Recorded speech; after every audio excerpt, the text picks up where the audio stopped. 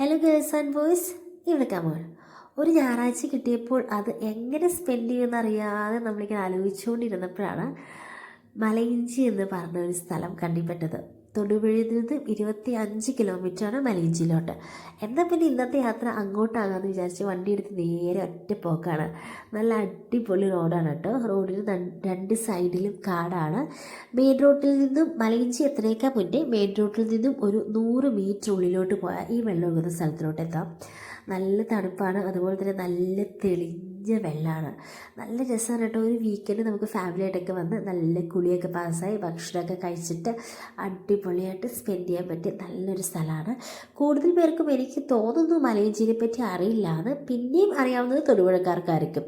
നല്ല രസമുള്ളൊരു സ്ഥലമാണ് കേട്ടോ. അപ്പോൾ അടുത്ത വീക്കെൻഡ് നമുക്ക് മലയിഞ്ചിയിലോട്ട് ഒരു ട്രിപ്പ് പ്ലാൻ ചെയ്താലോ?